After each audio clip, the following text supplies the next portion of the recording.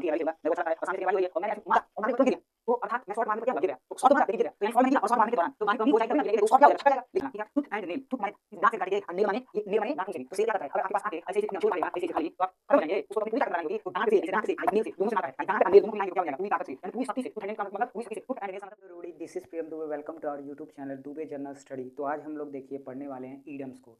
ईडम्स एक प्रकार से ऐसे वाक्य होते हैं, ऐसे सेंटेंसेस होते हैं जिनका सेंस हम सोचते कुछ और है, निकलता कुछ और है। मुहावरा, ठीक। तो देखिए इंग्लिश में हम लोग पढ़ने वाले हैं, तो पढ़ने से नहीं ईडम्स याद हो जाएंगे।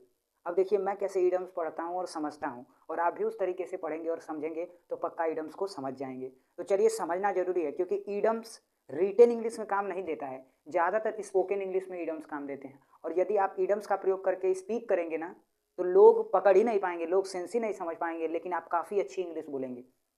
ठीक है, तो चलिए पहले ईडम्स को हम अपने देखते हैं। Cat and dog life. Cat and dog life, cat माने बिल्ली एंड और कुत्ता, बिल्ली और कुत्ता। देखिए अगर कुत्ता बिल्ली को देख लेगा तो वो दौड़ेगा, क्या करने के लिए, मारने के लिए। तो अर्थात दोनों झगड़ा करते हैं, तो अर्थात कैट एंड डॉग माने झगड़ालू हो गया। यहीं से कैट एंड डॉग माने झगड़े, तो दोनों झगड़ालू है कि नहीं, कुत्ता झगड़ालू है। तो अब बताओ लाइफ आ गया तो यानी जीवन आ गया। तो यानी कैट एंड डॉग, कुत्ते और बिल्ली एक दूसरे से झगड़ते हैं और उनका जीवन कैसा होता है, जीवन। तो झगड़ने वाले जीवन को ही तो कहते हैं झगड़ालू जीवन। तो कैट एंड डॉग लाइफ का मतलब झगड़ालू जीवन। दूसरा देखें, फेयर प्ले। फेयर प्ले, अब देखिए फेयर प्ले का मतलब, आप फेयर माने मेला समझेंगे और प्ले माने क्या समझेंगे, खेल। तो मेले का खेल देखिए, अगर मैं बोलूं कि मेले के खेल में हमें ईमानदारी दिखानी पड़ती है। यानी मेला में अगर तुम खेलोगे तो अगर तुम बेईमान होगे तो तुम ज़्यादा देर तक खेल लोगे, लेकिन तुम ईमानदार होगे तो क्या होगा, अपने आप ही। क्योंकि मेले में भीड़ होती है, मैं कहूँगा, मैं खेलते खेलते कहूँगा मैं कहाँ निकला, मैं तो अभी अभी आया हूँ। लेकिन अगर आप ईमानदार होंगे तो आप तुरंत ही क्या हो जाएंगे, चले जाएंगे खेल खेल के अपना। तो अर्थात फेयर प्ले का मतलब होता है ईमानदारी। फेयर प्ले का मतलब ईमानदारी। चलिए दूसरा देखते हैं, फेस टू फेस। फेस माने मुखड़ा, फेस माने मुखड़ा, मुखड़ा से मुखड़ा माने आमने सामने, ठीक। और आगे देखेंगे, फाल फ्लैट। फाल फ्लैट, अगर देखें तो फाल माने गिरना और फ्लैट माने एकदम समतल है, ठीक। जैसे आप तुरंत आए और क्या किए कि जैसे आप तुरंत ही गिर गए बेड पे, तो बेड को कुछ होगा नहीं ना, बेड तो एकदम फ्लैट ही रहेगा। तो अब इसका देखिए, फाल फ्लैट का मतलब कोई प्रभाव न डालना, अर्थात आप तुरंत बेड पर गिरेंगे तो बेड पर कोई प्रभाव पड़ेगा क्या, नहीं पड़ेगा। तो फाल फ्लैट का मतलब होता है कोई प्रभाव न डालना, यानी कोई प्रभाव नहीं डालना, ठीक है। और अगर देखिए उसके ऊपर वाला, तो फाल शॉट। फाल माने गिरना और शॉट माने, तो अगर आप जैसे कि अगर कोई कमी हो, देखो कमी हो जाना है, ठीक है। तो जैसे आप बैट बॉल खेल रहे हैं, बैट बॉल मैं भी खेल रहा हूँ, ठीक है, मैं भी खेलूंगा, मेरे को अच्छा लगता है, और सामने से गेंदबाजी हो रही है और मैंने ऐसे मारा और मारने के बाद तुरंत गिर गया, तो अर्थात मैं शॉट मारने पर क्या हुआ, गिर गया।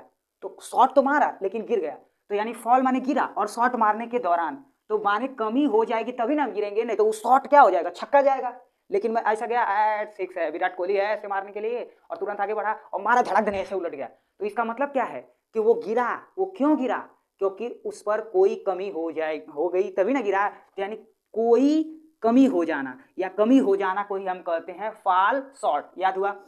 चलिए, gate ride of. Gate ride of, किसी चीज से मुक्ति होना, किसी चीज से मुक्ति होना या किसी चीज से मुक्त होना, कोई चीज छोड़ देना, उसी को हमको कहते हैं गेट राइड ऑफ, ठीक। गेट राइड ऑफ, रीड नहीं पढ़ेंगे, राइड ही पढ़ेंगे इसे, गेट राइड ऑफ, ठीक।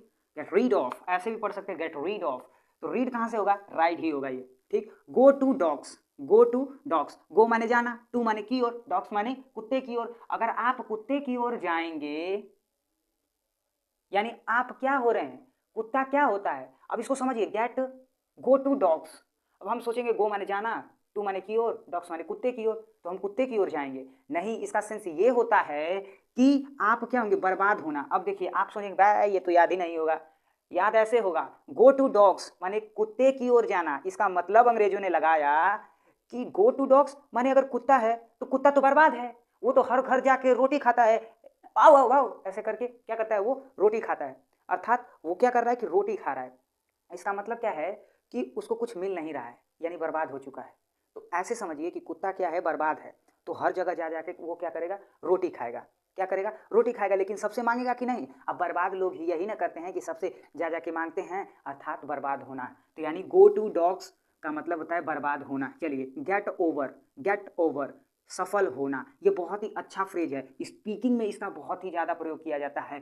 गेट ओवर, सफल होना, ठीक। गो थ्रू, पढ़ना, ये भी बहुत अच्छा है, गो थ्रू, पढ़ना। क्रोकोडाइल टीयर्स, क्रोकोडाइल माने मगरमच्छ, टीयर्स और माने आंसू, मगरमच्छ के आंसू। हम जानते हैं हिंदी में मगरमच्छ के आंसू को हम कहते हैं बनावटी आंसू, तो इसीलिए हम बोलते हैं इसे बनावटी आंसू को ही मगरमच्छ का आंसू कहा जाता है। यानी अगर मगरमच्छ कभी रोता ही नहीं है, इतना जान जाओ, अगर रोएगा तो पक्का वो क्या करेगा, बनाएगा, बनावटी करेगा, पक्का खा जाएगा, ठीक। क्राई फॉर मून, हम रोएंगे मून के लिए, चंद्रमा के लिए, तो चंद्रमा मिलना आसान है क्या, नहीं है। तो यानी क्राई फॉर मून, चंद्रमा के लिए रोना, यानी असंभव चीज़ों की आशा करना, असंभव चीज़ों की आशा करना। लॉन्ग एंड शॉर्ट, अच्छा बड़ा भी है छोटा भी है, अर्थात वो सारांश होगा, नहीं समझ में आया, यानी बड़ा भी है, हम क्या करते हैं कि बड़े और छोटे सभी चीज़ों को मिला देते हैं तो क्या बन जाता है, सारांश, अर्थात लॉन्ग एंड शॉर्ट का मतलब होता है सारांश।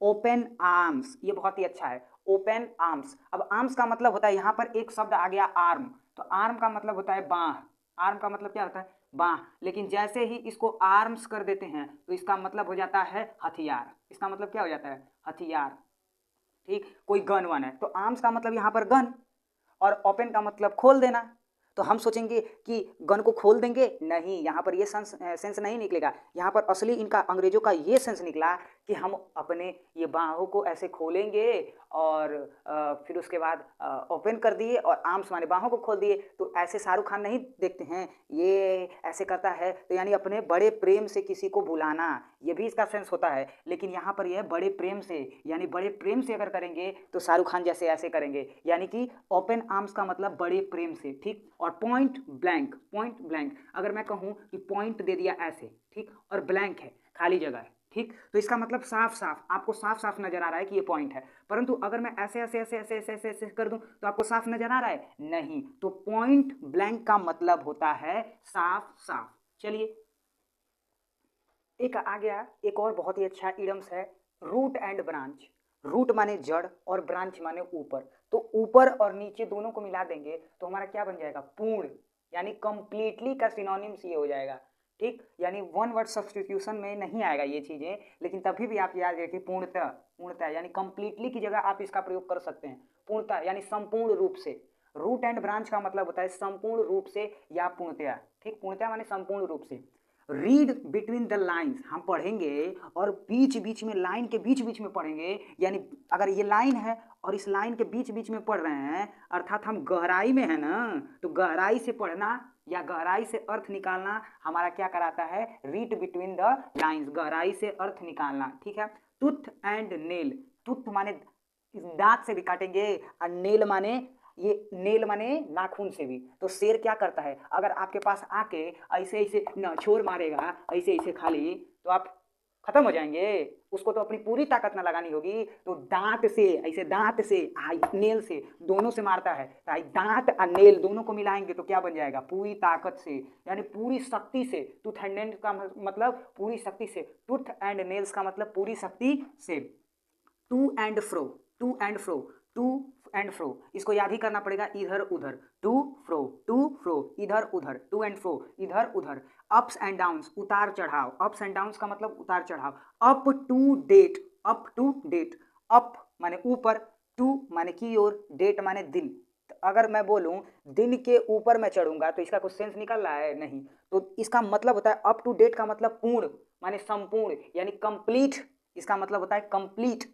टू एंड यानी पूर्ण, ठीक, इसका मतलब कंप्लीट यानी पूर्ण। To end in smoke, to end in smoke, to end in smoke माने खत्म करना, इन स्मोक, ठीक। तो अगर हम स्मोक माने पीना, ठीक, स्मोक माने धूम्रपान, धुएं से संबंधित कोई चीज कोई पिएगा तो क्या होगा, स्मोक, ठीक। तो एंड इन स्मोक माने बीड़ी पीना, तो हम बीड़ी पी के ऐसे करके करेंगे, तो बीड़ी कौन पीता है, असफल लोग पीते हैं, बीड़ी कौन पीता है, असफल लोग पीते हैं, तो इसका मतलब असफल होना। And to end in smoke का मतलब असफल होना। Tit for tat, tit for tat, जैसे को तैसा, टिट फॉर टैट का मतलब जैसे को तैसा।